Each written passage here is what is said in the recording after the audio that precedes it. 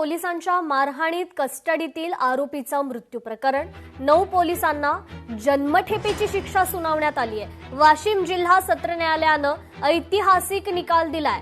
तब्बल 15 वर्षांनंतर खरं तर या केसचा निकाल लागलेला आहे।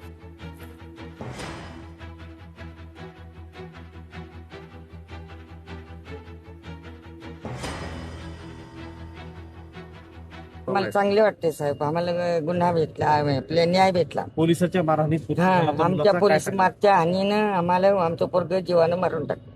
44 फ्रॅक्चर केलते त्याचे, त्यानं आम्हाला काळू साहेबानं झपाटे साहेबानं आम्हाला गुन्हा कबूल केला।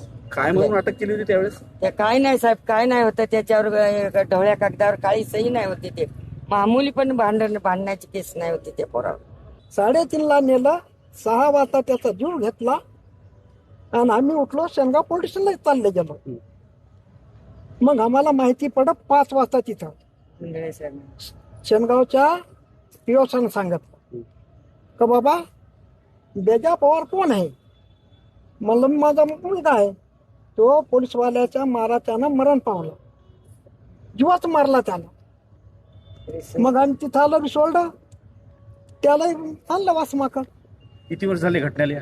2011 मध्ये न्याय मिळाला तुम्हाला? कसं वाटतंय? न्याय तर मिळाला साहेब आपल्याला। या सत्र खटल्यामध्ये माननीय अतिरिक्त सत्र न्यायाधीश यांनी निकाल पारित करून 9 पोलीस पर्सनल 9 आरोपींना जन्मठेपेची शिक्षा सुनावलेली आहे।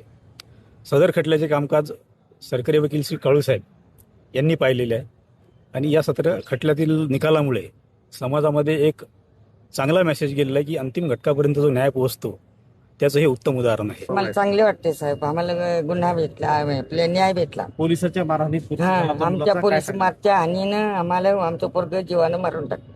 44 फ्रॅक्चर केलते त्याचे, त्यानं आम्हाला काळू साहेबानं झपाटे साहेबानं आम्हाला गुन्हा कबूल केला। काय म्हणून अटक केली होती त्यावेळेस? त्या काय नाही साहेब, काय नाही होतं।